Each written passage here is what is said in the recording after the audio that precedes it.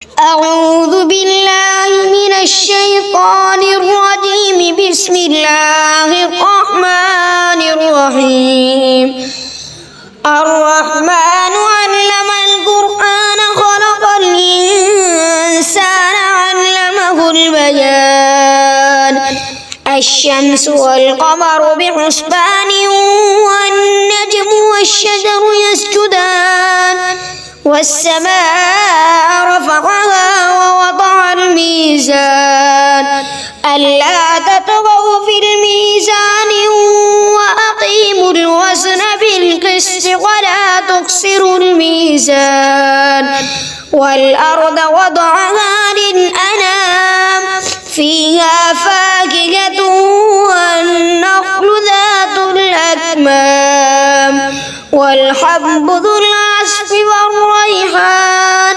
فبأي آلاء ربكما تكذبان؟ خلق الإنسان من صلصال كالفخار وخلق الجن من مارج من نار. فبأي آلاء ربكما تكذبان؟ رب المشرقين ورب المغربين. فبأي آلاء ربكما تكذبان؟ مرج البحرين يلتقيان بينهما برزخ لا يبغيان. فبأي آلاء ربكما تكذبان؟ يخرج منهما اللؤلؤ والمرجان. فبأي آلاء ربكما تكذبان؟ وله الجوار المنشآت في البحر كالأعلام.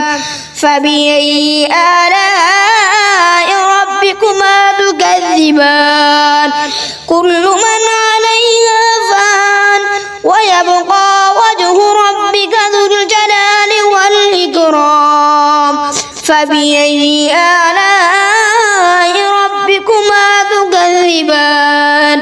يسأله من في السماوات والأرض كل يوم هو في شأن. فبأي آلاء ربكما تكذبان؟ سنفرغ لكم أيها الثقلان. فبأي آلاء ربكما تكذبان؟ يا معشر الجن والإنس إن استطعتم أن تنفذوا من أقطار السماوات والأرض فانفذوا لا تنفذون إلا بسلطان. فبأي آلاء ربكما تكذبان؟ يرسل عليكما شواظ من نار ونحاس فلا تنتصران. فبأي آلاء ربكما تكذبان؟ فإذا انشقت السماء فكانت وردة كالدهان. فبأي آلاء ربكما تكذبان؟ فيومئذ لا يسأل عن ذنبه إنس ولا جان. فبأي آلاء ربكما تكذبان؟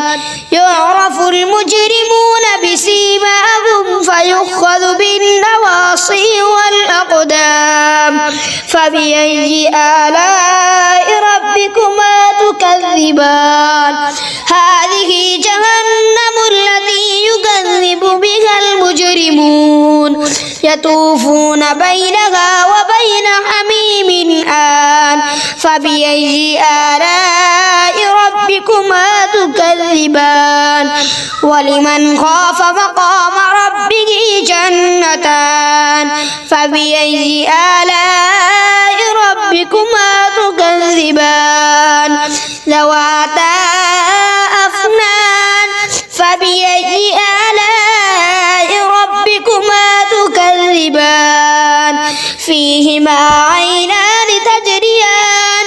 فبأي آلاء ربكما تكذبان فيهما من كل فاكهة زوجان فبأي آلاء ربكما تكذبان متكئين على فرش بطائنها من استبرق وجنى الجنتين دان فبأي آلاء ربكما تكذبان فيهن قاصرات الطرف لم يطمسهن إنس قبلهم ولا جان فبأي آلاء ربكما تكذبان كأنهن الياقوت والمرجان فبأي آلاء ربكما تكذبان هل جزاء الإحسان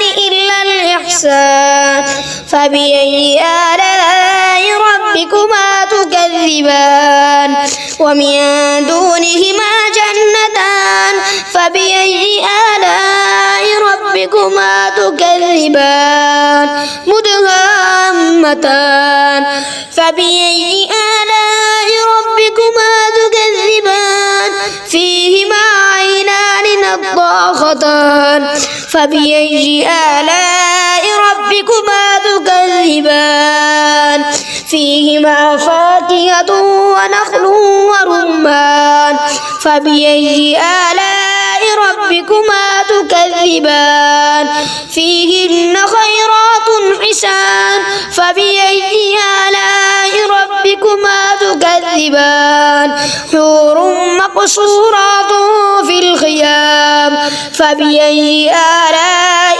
ربكما تكذبان لم يطمسهن إنس قبلهم ولا جان فبأي آلاء ربكما تكذبان متكئين على رفرف خضر وعبقري حسان فبأي آلاء ربكما تكذبان تبارك اسم ربك ذي الجلال والإكرام صدق الله العظيم.